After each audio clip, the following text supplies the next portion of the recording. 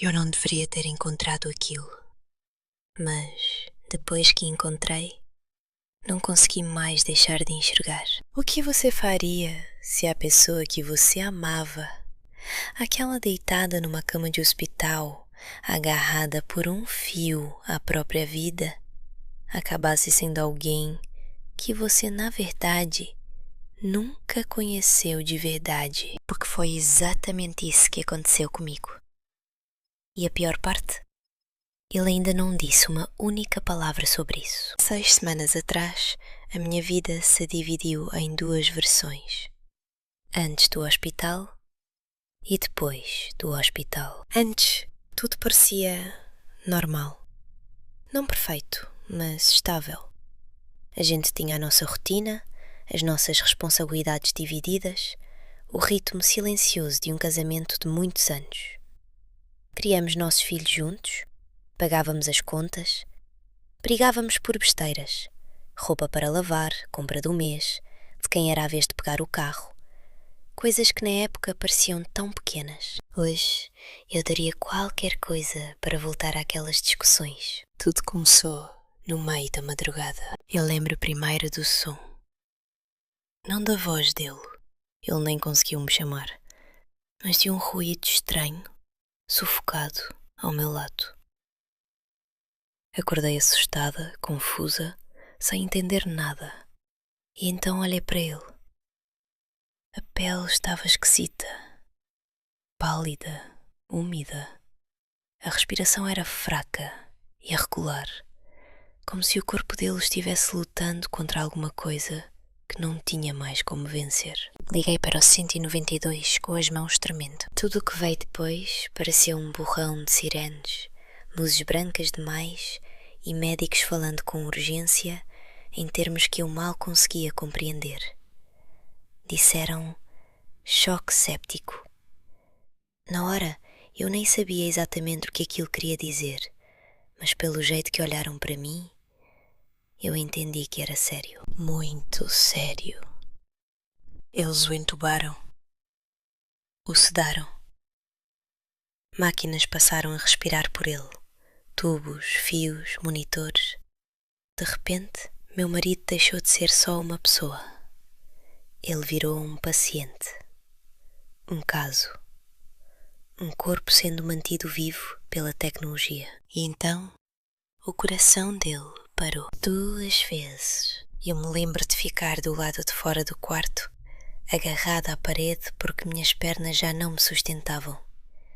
Ouvindo os alarmes, vendo a equipe correr, escutando alguém dizer: estamos perdendo ele. Mas não perderam.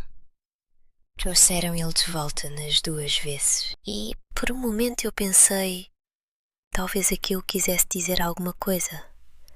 Talvez aquilo significasse que ele ia ficar bem. Mas quando finalmente tiraram a sedação, ele não acordou do jeito que eu esperava. Ele abriu os olhos. Só isso. Nenhuma palavra. Nenhum movimento. Nenhum sinal de reconhecimento. Só o olhar. Como se estivesse olhando através de mim. Os médicos chamaram aquilo de estado vegetativo. Disseram que já tinham-se passado semanas e que não havia como saber se ele voltaria algum dia.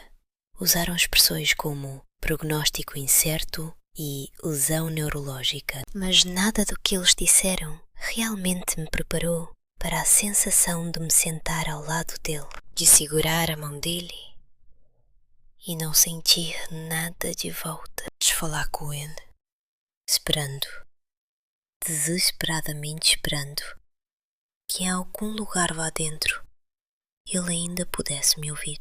Eu contei tudo para ele. Contei sobre os nossos filhos, sobre a casa, sobre o medo que eu estava sentindo. Até falei coisas bobas, como o cachorro do vizinho que não parava de latir à noite, só para preencher o silêncio. Porque o silêncio era insuportável. Na segunda semana, a realidade começou a entrar pela porta. As contas precisavam ser pagas. Decisões tinham que ser tomadas. E eu percebi uma coisa na qual nunca tinha pensado antes. Eu não sabia nenhuma senha dele, nem do banco, nem do e-mail, nem do celular. No começo, aquilo pareceu errado, como se eu estivesse invadindo um limite. Mas eu não tinha escolha. A gente precisava de acesso. Nossos filhos precisavam de estabilidade. Eu precisava entender com o que estava lidando. Então, eu tentei. Datas de aniversário, datas importantes. A data do nosso casamento. Nada funcionou. Foi a nossa filha que finalmente acertou. Ela ficou ali parada, com o celular dele na mão, a testa franzida de concentração. E então, de repente, clique. Desbloqueada. Eu lembro do jeito que ela olhou para mim. Uma mistura de orgulho com outra coisa. Alguma coisa que eu ainda não entendia. Eu queria que a gente tivesse parado ali. Queria que tivéssemos usado o celular só para o necessário e deixado todo o resto quieto. Mas a gente não parou. Porque depois que você abre uma porta dessas, fica muito difícil não olhar o que existe lá dentro. No começo, parecia inofensivo. Mensagens de colegas de trabalho, conversas em grupo, fotos antigas. Mas então começamos a notar coisas que não batiam. Conversas íntimas demais, familiares demais, nomes que eu não reconhecia. E então veio uma mensagem. Só uma. Nem era tão explícita assim, mas foi suficiente. Saudades de ontem à noite. Só isso. E alguma coisa dentro de mim despencou. Eu disse a mim mesma que precisava existir uma explicação. Mal entendido. Talvez fosse uma piada. Talvez fosse antiga. Mas quanto mais a gente olhava, pior ficava. Muito pior. Não era só uma mulher. Eram dezenas. Nomes diferentes. Conversas diferentes. Algumas de anos atrás. Algumas de mais de uma década. 10 anos. 10 anos de conversas das quais eu nunca soube nada. 10 anos de uma vida da qual eu nunca fiz parte. E o tom não era amigável. Não era casual. Era íntimo. Explícito. Pessoal de um jeito que embrulhava meu estômago. Eu me sentia como se estivesse lendo mensagens destinadas ao marido de outra pessoa, não ao meu. Não ao homem com quem eu construí uma vida. Mas então vieram as fotos. Capturas a tela. Pastas cheias delas. Mulheres. Pessoas que ele conhecia. Não eram desconhecidas. Não eram perfis aleatórios. Mulheres do passado dele. Conhecidas do ensino médio. Amigas. Antigas. Pessoas com nome, rosto e história. E elas não estavam só conversando. Elas estavam se exibindo para ele. E ele tinha guardado tudo. Cada imagem, cada vídeo. Organizado, documentado. Como se aquilo tivesse importância. Como se significasse alguma coisa. Minhas mãos tremiam tanto que eu precisei me sentar. Eu me lembro do meu filho perguntando se eu estava bem. E eu não consegui nem responder. Porque como é que se explica uma coisa dessas? Como é que se explica que a pessoa deitada numa cama de hospital, ligada a máquinas, lutando pela vida, estava vivendo uma vida completamente diferente pelas suas costas? E então a gente olhou a conta bancária. Aquilo foi o golpe final. Menos 24 reais. Era isso que tínhamos. Era isso que tinha sobrado. E ainda assim, estava tudo lá. Uma transação atrás da outra. Valores pequenos, frequentes, enviados para aquelas mesmas mulheres. Todo mês. Mesmo quando a gente estava apertado. Mesmo quando eu estava cortando coisa da lista do mercado, mesmo quando eu achava que estávamos enfrentando tudo juntos, ele continuava mandando dinheiro para elas. Eu não chorei na hora, só fiquei ali sentada, olhando para a tela, sentindo que tudo o que eu pensava saber não era real. E então aquilo veio com força total: a traição, a raiva, a humilhação. 10 anos. 10 anos de mentiras. 10 anos de segredos. E eu nunca percebi. Ou talvez tenha percebido e simplesmente não tenha querido enxergar. Eu nem sei mais. E a parte mais cruel, ele continua lá, respirando, existindo, mas sem responder, sem te explicar, sem se defender, sem pedir desculpas, só em silêncio, como se eu estivesse gritando para um vazio que nunca vai responder de volta. Tem dias em que eu me sento ao lado dele e rezo para que acorde. Não porque eu queira voltar ao que as coisas eram, mas porque eu preciso de respostas. Preciso ouvir ele dizer. Preciso olhar nos olhos dele e perguntar: porquê? Porque ele não foi suficiente? Porque ele construiu uma segunda vida em vez de simplesmente ir embora? Porque ele me deixou acreditar que estava tudo bem? Mas existem outros dias. Dias em que eu olho para ele e não sinto nada. Ou pior, ressentimento. Porque agora sou eu quem ficou para limpar a bagunça. As contas, os filhos, a verdade. E ele simplesmente fica ali, intocado pelas consequências do que fez. E esse pensamento me apavora, porque eu já não sei mais qual versão de mim é a verdadeira, a que ainda o ama ou a que gostaria de nunca ter conhecido ele. Eu não dormi naquela noite. Não, de verdade. Fiquei deitada, olhando para o teto, com o brilho fraco da tela do celular ainda queimando na minha visão, revivendo tudo o que tínhamos visto repetidas vezes. Cada mensagem, cada foto, cada transferência. Era como se meu cérebro se recusasse a aceitar aquilo como algo real. Porque se era real, então o que tinha sido a minha vida? Na manhã seguinte, eu voltei para o hospital como sempre fazia. Mesma rotina. Mesmo corredor, mesmo cheiro estéril que parecia grudado em tudo, mas alguma coisa tinha mudado. Não eram as máquinas. Elas continuavam ali, zumbindo baixinho. Não era ele. Ele parecia exatamente igual ao dia anterior. Olhos abertos, perdidos, vagando para algum lugar muito além do nosso alcance. Não.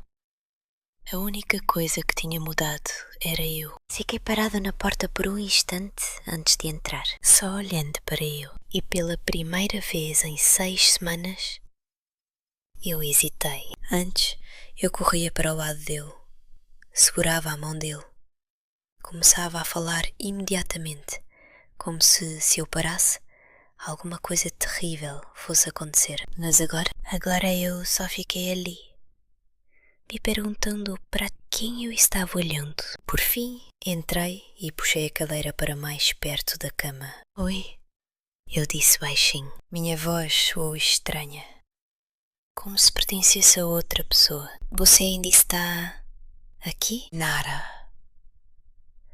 Nenhuma resposta, só o ritmo constante do monitor. Eu engoli em seco, me obrigando a sentar. Eu achei seu celular. Eu continuei. Só de dizer aquilo, meu peito apertou e consegui desbloquear. Ainda nada. Soltei o ar devagar, meus dedos apertando a lateral da cama. Eu sei de tudo. As palavras ficaram suspensas no ar, pesadas, definitivas. E por um segundo, só por um segundo, eu achei que vi alguma coisa, um lampejo, uma mudança no olhar dele, mas desapareceu tão rápido quanto veio. Talvez eu tenha imaginado.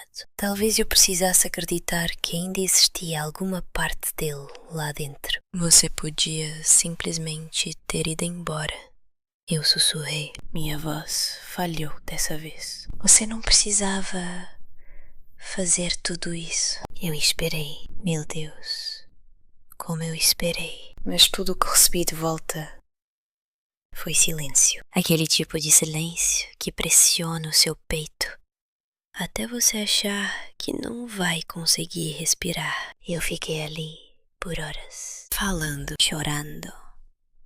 Às vezes só sentada, e toda vez que olhava para ele, sentia uma coisa diferente. Amor, raiva, confusão, nojo, luto. Era como sofrer por alguém que ainda estava vivo, ao mesmo tempo em que eu percebia que talvez essa pessoa nunca tivesse sido quem eu pensava. Naquela tarde, minha filha foi me visitar. Ela entrou quieta, como se não quisesse incomodar nada, embora não houvesse nada para incomodar. Os olhos dela foram direto para ele, depois para mim. Você tá bem? Ela perguntou. Eu assenti automaticamente. Tô bem. Mas ela não acreditou. Eu percebi. Ela se sentou do outro lado da cama, olhando para o pai por um longo momento, antes de falar de novo. Eu continuo achando que ele vai acordar, ela disse baixinho, como se fosse a qualquer segundo. Eu não respondi, porque eu já não sabia o que dizer. Ela hesitou. Depois perguntou: Você viu tudo? Fechei os olhos por um instante. Vi. Uma pausa. E eu soltei uma risada amarga. Eu queria não ter visto. Foi o suficiente. As lágrimas vieram na mesma hora. Não só minhas, dela também. Porque agora não era só a minha dor, era a nossa. Ele mentiu para a gente, ela disse, com a voz tremendo. Eu quis corrigir. Quis dizer alguma coisa como: ele mentiu para mim. Proteger ela daquilo, de algum jeito. Mas eu não consegui, porque a verdade era: ele tinha mentido para todos nós. Durante anos. Nós ficamos ali sentadas, nós três. Eu, minha filha e o homem que de alguma forma tinha virado um estranho. E eu percebi uma coisa na qual ainda não tinha me permitido pensar. Aquilo não era só sobre traição. Era sobre reconstruir tudo do zero. Sem ele. Naquela noite, eu voltei para casa e comecei a olhar as finanças com mais cuidado. Não só o celular dessa vez. Tudo.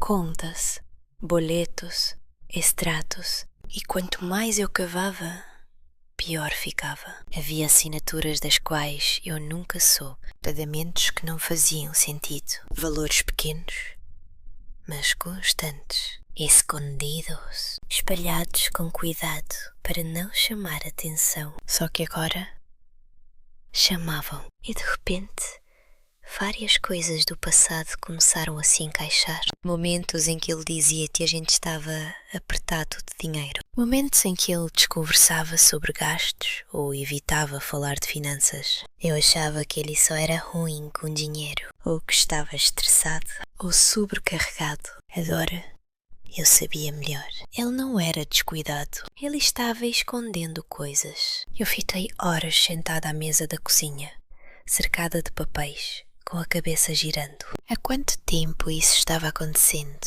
Quantas vezes eu confiei nele, enquanto ele fazia tudo isso escondido? E a pior pergunta de todas: alguma coisa daquilo tinha sido real? Nosso casamento, nossas memórias, o jeito que ele me olhava às vezes, o jeito que ele dizia que me amava. Aquilo tinha sido real? Ou eu era só uma parte da vida que ele precisava manter? Uma fachada, um lugar seguro para o qual voltar, depois de viver qualquer fantasia que ele tivesse construído para si mesmo. Eu passei mal, fisicamente, como se o meu corpo estivesse rejeitando a realidade que eu estava sendo obrigada a aceitar. Naquela noite, meu filho chegou tarde em casa. Ele havia dormindo mais na casa de um amigo desde que tudo aconteceu. Acho que ele não queria ficar ali. Lembranças demais e certeza demais. Ele entrou na cozinha me viu sentada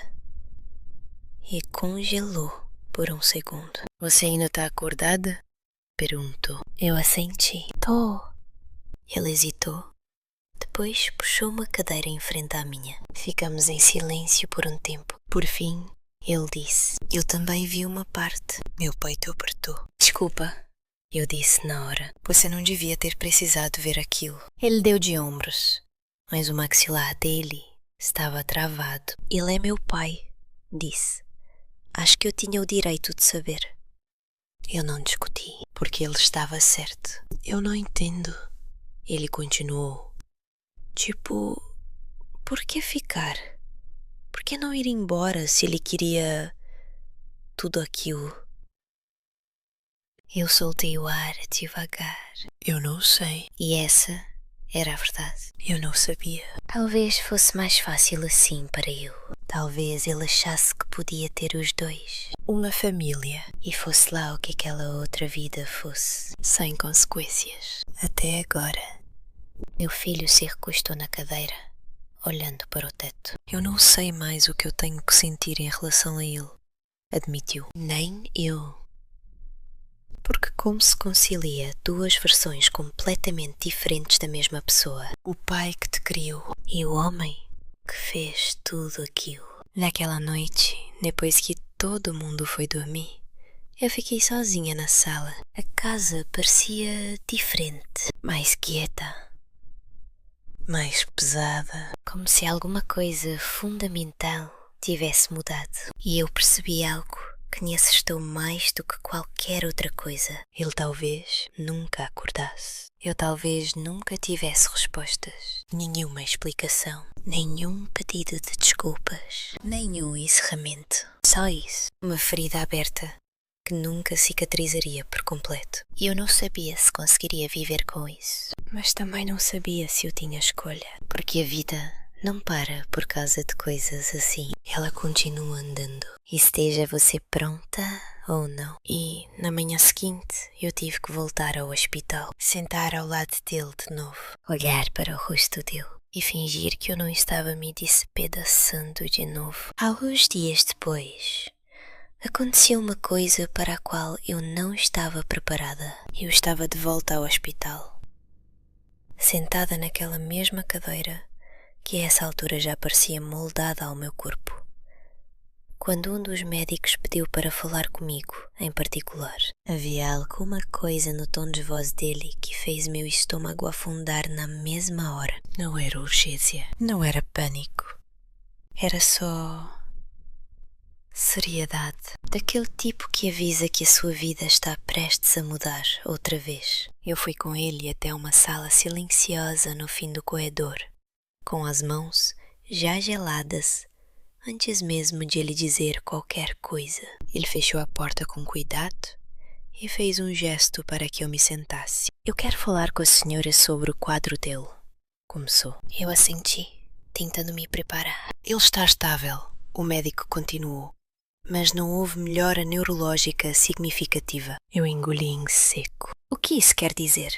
Perguntei, embora no fundo já soubesse. Quer dizer, ele disse com cuidado, que quanto mais tempo ele permanece nesse estado, menores são as chances de uma recuperação com qualidade. Com qualidade. Essa expressão me atingiu mais do que qualquer outra coisa. Não era apenas recuperação, era recuperação com qualidade, ou seja, acordar e realmente voltar a ser ele mesmo. Falar, se mover, reconhecer a gente, estar presente.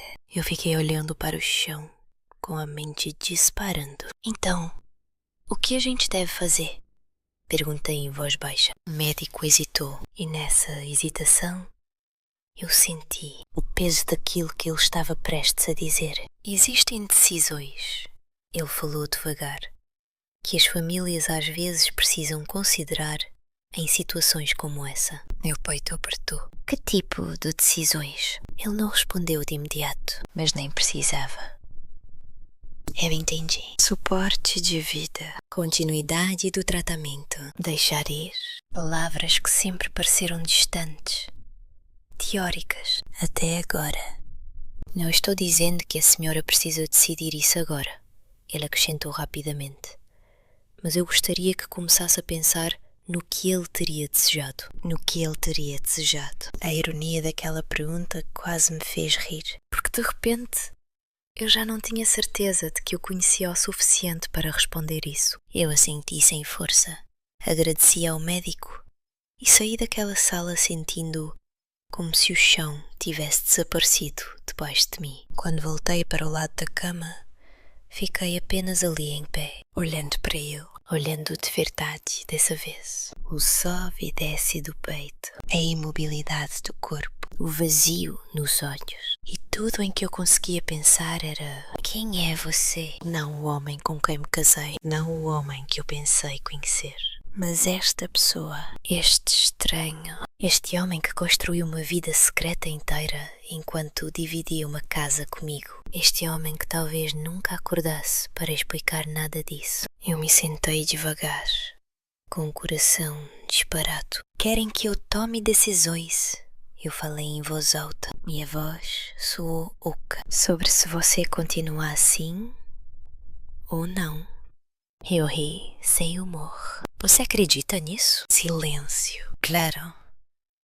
Eu nem sei mais quem você é, eu admiti. E dizer isso em voz alta quebrou alguma coisa dentro de mim. Porque era a verdade. Uma verdade que eu vinha evitando. Uma verdade que eu não queria encarar. Eu me inclinei para a frente, apoiando a testa na mão dele. Você devia ter me contado. Eu sussurrei. Qualquer coisa. Alguma coisa. As lágrimas desceram pelo meu rosto e molharam o lençol fino do hospital. Eu teria ficado com raiva. Eu teria me machucado. Mas pelo menos teria sido real. Eu me afastei, limpando o rosto com força. Mas isso, continuei, isso não é real. Isso é só pedaços. Pedaços de um homem que eu achava que conhecia. Pedaços de uma vida que eu achava que a gente compartilhava. E nada mais se encaixava. Naquela noite, eu chamei nossos filhos para conversar. Só eu e eles. Nós nos sentamos à mesa de jantar.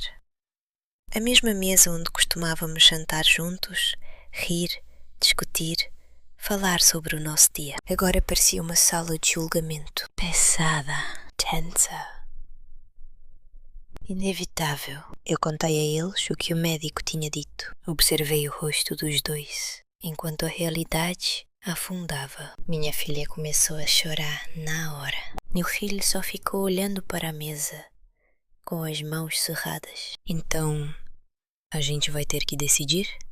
Ele perguntou por fim. Eu assenti. Ainda não. Mas logo. O silêncio que veio depois foi insuportável. A gente ao menos sabe o que ele teria querido? Minha filha perguntou. Ele estava de novo. Aquela pergunta. É impossível. Eu hesitei. Eu achei que sabia. Respondi devagar. Mas agora eu já não sei. Porque o homem que eu pensei conhecer, será que ele teria querido ser mantido assim? Será que ele teria querido que a gente se agarrasse a isso? Não importa o quê. Ou teria escolhido partir? Eu olhei para os meus filhos, com o coração se partindo outra vez. Eu não quero tomar essa decisão sozinha, eu disse. E eu falava sério. Não só porque era pesado demais, mas porque qualquer decisão que a gente tomasse, nós teríamos que viver com ela, juntos. Nos dias seguintes, tudo pareceu surreal. Eu ia e voltava entre o hospital e a casa, entre o luto e a raiva, entre o amor e alguma coisa mais escura. Em alguns momentos, eu me sentava ao lado dele e lembrava das coisas boas, do jeito que ele fazia café toda manhã, do jeito que ria das próprias piadas, do jeito que segurava minha mão sem nem perceber. E nesses momentos, eu sentia tanta falta dele que doía fisicamente. Mas então eu lembrava das mensagens, das fotos, das mentiras, e alguma coisa dentro de mim endurecia. Porque é como você sente falta de alguém e ao mesmo tempo sente ressentimento, como você sofre por uma pessoa que ainda está viva. E ao mesmo tempo se sente traída por quem essa pessoa realmente era. Eu comecei a perceber outra coisa também, uma mudança em mim. No começo eu achei que precisava de respostas, encerramento, confronto, mas aos poucos essa necessidade começou a enfraquecer. Não completamente, mas o suficiente para eu perceber algo importante. Mesmo que ele acordasse, isso mudaria alguma coisa? Uma explicação apagaria 10 anos de engano? Um pedido de desculpas consertaria o que já tinha sido destruído? Ou mudaria apenas palavras para algo que já falava por si só? Numa tarde, sentei ao lado dele de novo, olhando para os monitores e ouvindo o apito constante das máquinas. Eu costumava achar que precisava que você acordasse. Eu disse baixinho.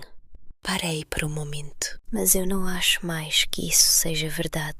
As palavras me surpreenderam. Acho que eu precisava da verdade, continuei. E agora eu tenho ela. Não era a verdade que eu queria. Não era limpa. Não era justa. Mas era real. E talvez isso bastasse. Eu olhei para ele mais uma vez. Não como meu marido, não como o homem que eu amei, mas como alguém que eu conheci um dia, há muito tempo. E naquele momento, senti alguma coisa mudar. Não era perdão.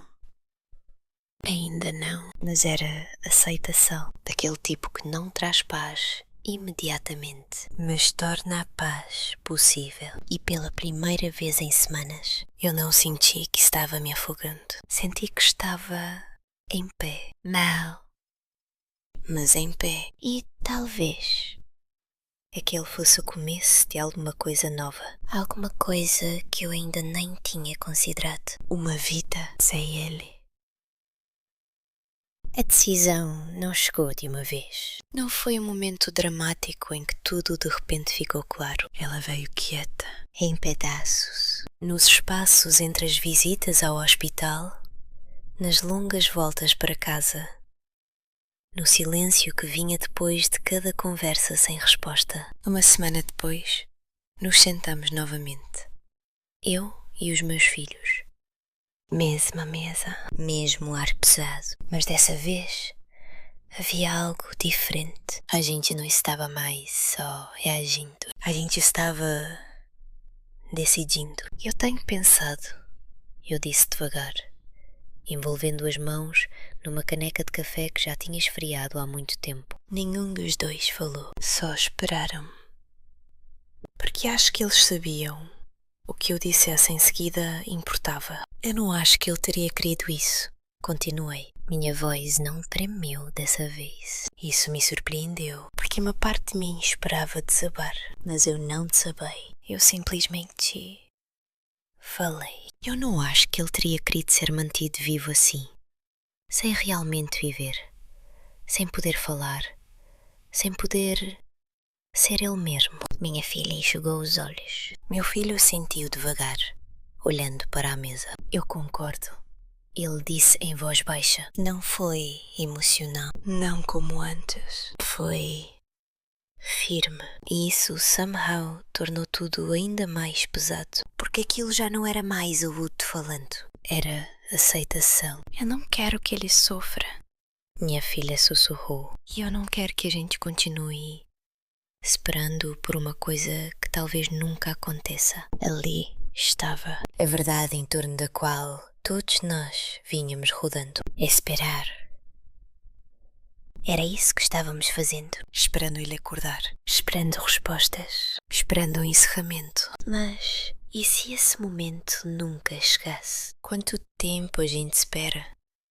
Até perceber que está apenas segurando algo que já se foi? Eu olhei para os dois, com o coração doendo, mas mais lúcida do que tinha estado em semanas. Então a gente decide junto, eu disse. E assim estava feito. Não oficialmente, ainda não. Mas naquele momento, alguma coisa dentro de todos nós mudou. A gente não estava mais esperando. No dia seguinte, encontrei o médico de novo. Contei a ele o que tínhamos decidido. Ele ouviu com atenção, assentindo, explicando o processo num tom calmo e profissional. Palavras como cuidados de conforto, retirada do suporte de vida, mantê-lo em paz. Eu assenti durante tudo. Assinei papéis que jamais imaginei que teria que assinar. E então marcamos um dia. Parecia irreal, como planejar algo que não deveria ser planejado,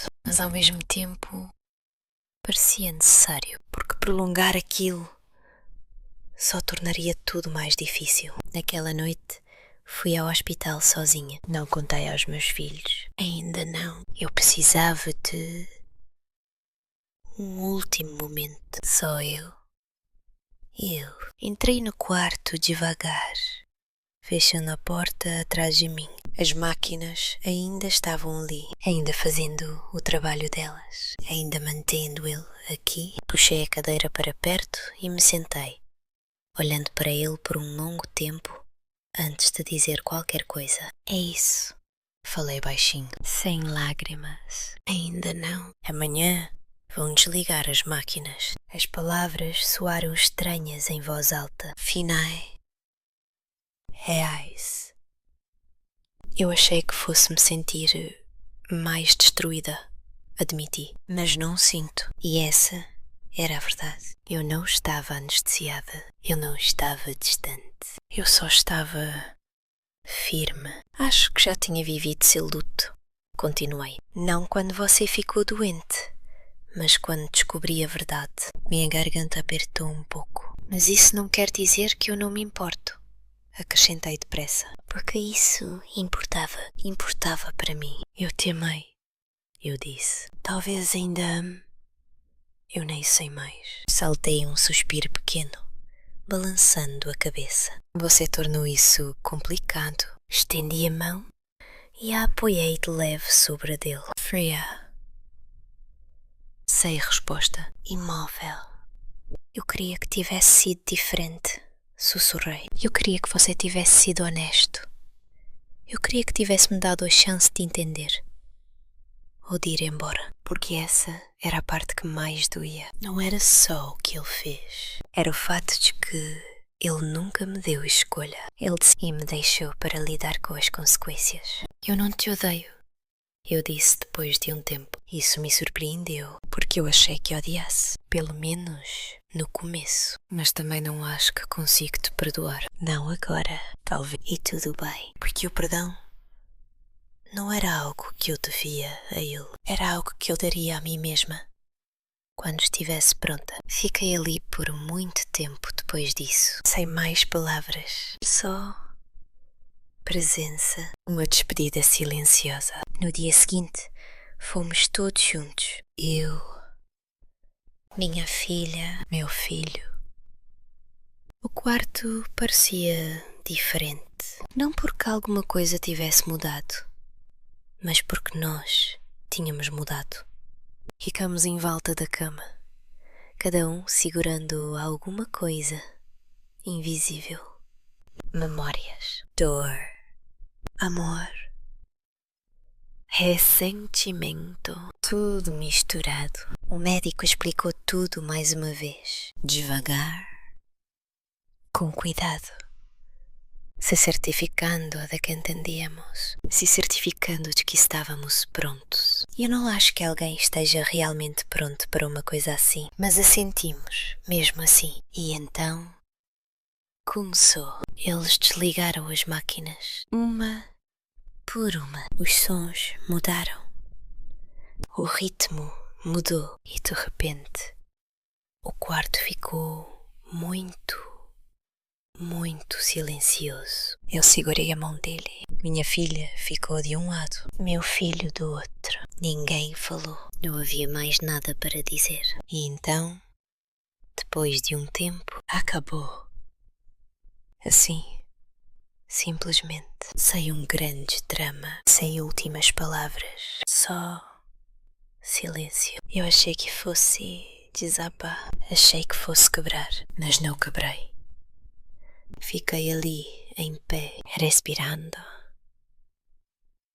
existindo, sentindo tudo e nada ao mesmo tempo, porque a verdade era, eu já tinha perdido ele muito tempo antes. Saímos do hospital juntos. Sem falar muito, só andando. Quando chegamos lá de fora, o ar parecia diferente, mais leve. Não porque as coisas estivessem bem, mas porque alguma coisa tinha terminado e pela primeira vez em semanas não havia mais nada para esperar. Naquela noite, sentei sozinha na sala de novo. Mesmo lugar, mesmo silêncio. Mas ele não parecia tão pesado. Não como antes, porque agora havia clareza dolorosa, bagunçada, complicada, mas clara.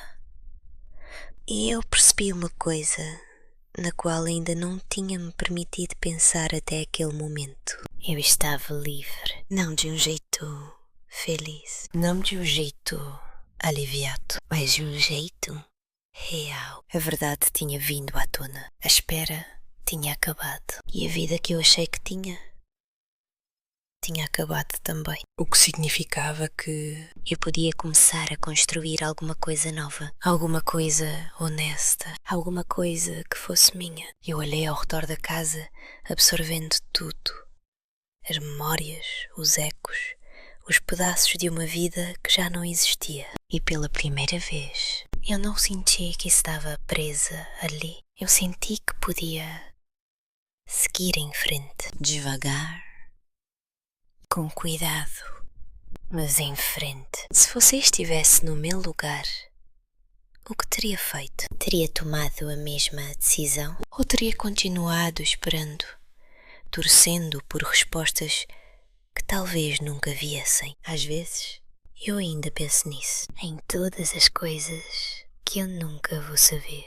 Mas aprendi uma coisa com tudo isso. Encerramento nem sempre vem das respostas. Às vezes, ele vem da decisão de seguir em frente, mesmo assim.